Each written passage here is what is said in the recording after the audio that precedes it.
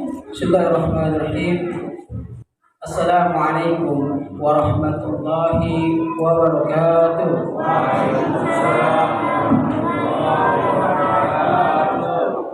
Alhamdulillah.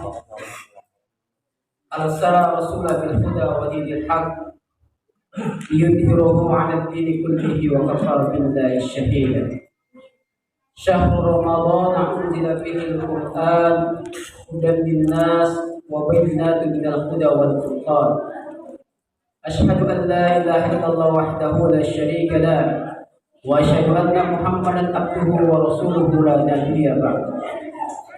Alhamdulillah, segala puji bagi Allah Azza wa Jalla yang pada kesempatan kali ini Allah masih memberikan kita kesempatan untuk bertemu dengan bulan Ramadan di hari yang ke-19 atau yang ke-20. Sebuah nikmat besar dari Allah Azza wa Jalla, kita bisa bertemu dengan Ramadan. Sebuah nikmat yang Allah berikan, bagian dari sebuah kesempatan kita untuk meminta ampunan Allah Subhanahu wa taala. Karena Ramadan adalah bulan di mana kita bertakaruf ilallah, Allah mentarbiyah kita untuk menjadi orang-orang beriman kepada Allah Subhanahu wa taala. Orang-orang yang menjadikan Allah Subhanahu wa taala adalah tujuan hidupnya. Bahkan Ramadan, momentum Ramadan mampu membangkitkan seluruh keimanan umat muslim di dunia.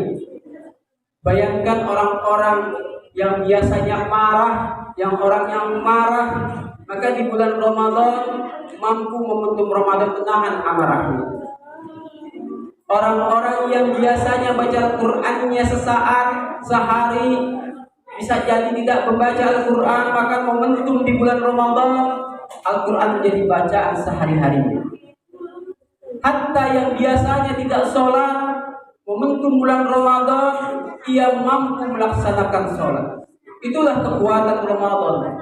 Itulah sebuah bulan di mana Allah Azza wa Jalla mampu memberikan hidayah, kemudahan hamba-hambanya untuk beribadah kepada Allah Subhanahu wa taala.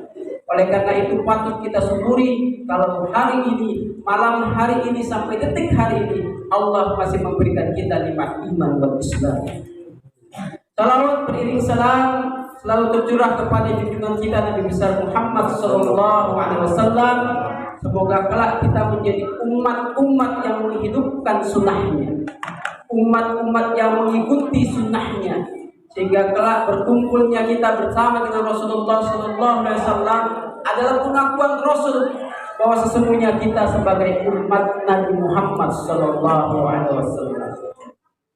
Hadirin yang dimuliakan Allah Subhanahu wa taala, sesungguhnya selain Ramadan adalah bulan siang, maka ada beberapa momentum-momentum kejadian yang Allah Subhanahu wa taala kelihatan kekuasaannya. Salah satu adalah nuzulul Quran, turunnya Al-Quran di bulan Ramadan. Al-Quran sebagai sebuah pedoman umat manusia. Al-Quran adalah sebuah petunjuk bagi manusia yang hidup di muka bumi ini. Sehingga sesungguhnya Al-Quran bukan hanya ditunjukkan buat umat muslim, tetapi umat manusia yang ada di muka bumi Allah Azza wa Jalla. Karena sesungguhnya Al-Quran adalah pelengkap dari kitab-kitab sebelum Al-Quran turun. Oleh karena itu, malam yang disebut nuzulul Quran adalah sebuah malam di mana umat manusia mampu mempunyai petunjuk untuk hidup di muka bumi Allah Azza wa Jalla dengan petunjuk yang jelas. Dengan petunjuk di mana kelak kita berada. Di dunia hanyalah sementara. Kita di dunia hanya sebuah proses menuju akhir, menuju kehidupan yang kekal abadi setelah kematian. Dan Allah Subhanahu wa taala memberikan kita bekal hidup di muka bumi ini dengan Al-Quran. Oleh karena itu, keutamaan dari Al-Quran yang pertama adalah Al-Quran sebagai petunjuk. Di surat Ar-Rum ayat 52, Allah Subhanahu wa taala berfirman yang artinya sesungguhnya kami turunkan Al-Quran sebagai petunjuk dan rahmat bagi umat-umat manusia yang ada di muka bumi ini. Oleh karena itu, jelas fungsi Al-Quran adalah sebagai petunjuk bagi kita. Bila kita ingin jauh, bila kita ingin selamat, bila kita ingin bahagia kelak di kehidupan yang abadi, maka Al-Quranlah sebagai petunjuk dan pedoman hidup kita. Bayangkan, tidak ada sedikit pun apa yang menjadikan kehidupan kita yang tidak ada di dalam Al-Quran. Bahkan di dalam rumah tangga pun Al-Quran telah mengajarkan kita. Wa min ayatihi an khalaqalakum min anfusikum azwajan litaskunu ilaiha wa ja'ala bainakum mawaddatan wa rahmah. Inna fi dzalika la'ayatan liqaumin yatafakkarun. Menikah untuk membentuk sakinah, mawaddah, warahmah adalah bagian dari petunjuk Al-Quran. Oleh karena itu, ibadah paling terlama dalam berumah tangga. Ketika berumah tangga kita jauh dari nilai kasih sayang, nilai kedamaian dan ketentraman, maka ada yang salah dari ilmu yang kita laksanakan dalam berumah tangga. Karena sesungguhnya petunjuk Allah sudah jelas, menikah akan menimbulkan sakinah, mawaddah, warahmah. Yang kedua, keutamaan Allah Subhanahu wa taala menurunkan Al-Qur'an dengan kita berinteraksi menjadikan Al-Qur'an petunjuk buat hidup kita, maka kita akan menjadi orang-orang yang terbaik di hadapan Allah Azza wa Jalla. Rasulullah sallallahu alaihi wasallam bersabda, "Khairukum man ta'allama al-Qur'an wa 'allamahu." Sebaik-baik di antara kita, sebaik-baik di antara kalian adalah orang-orang yang mempelajari Al-Qur'an dan mengajarkannya. Oleh karena itu, interaksi dengan Al-Quran setiap harinya, kehidupan kita berdoa dengan Al-Quran adalah bagian dari kita menuju proses untuk menjadi manusia-manusia terbaik di hadapan Allah Azza wa Jalla.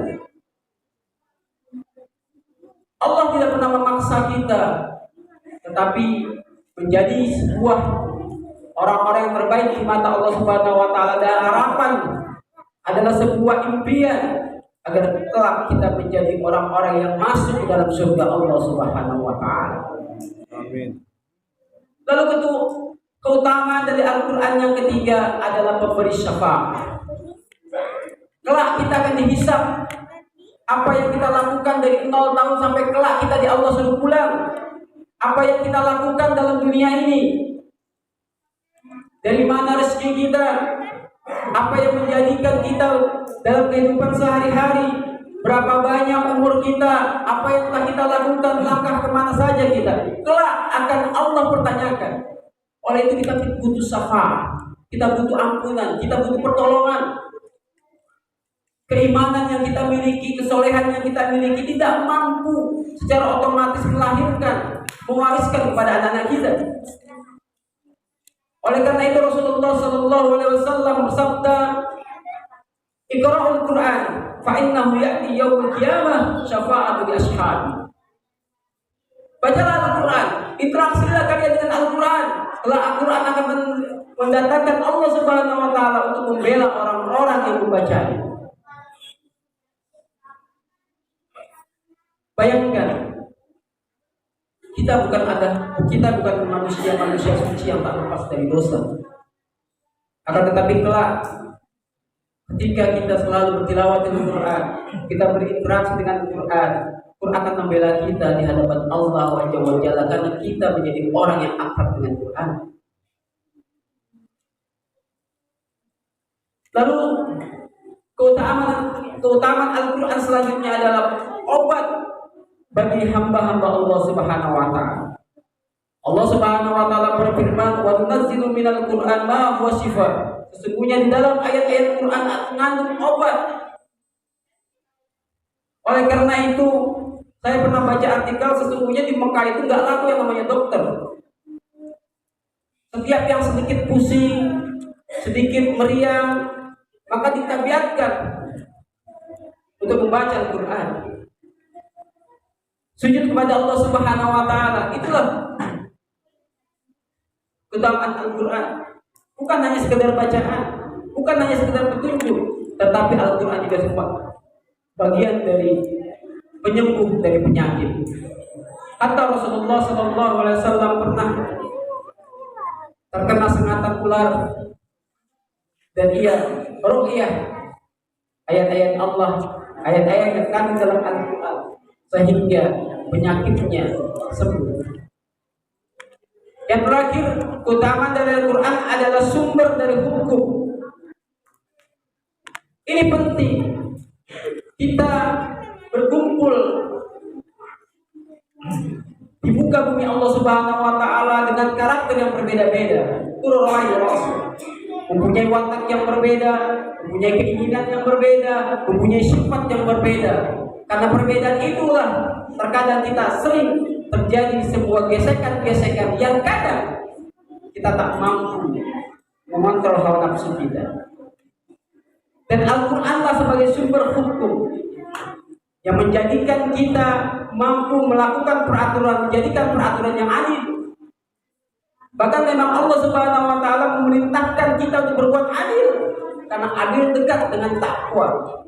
Dan sumbernya adalah Al-Qur'an.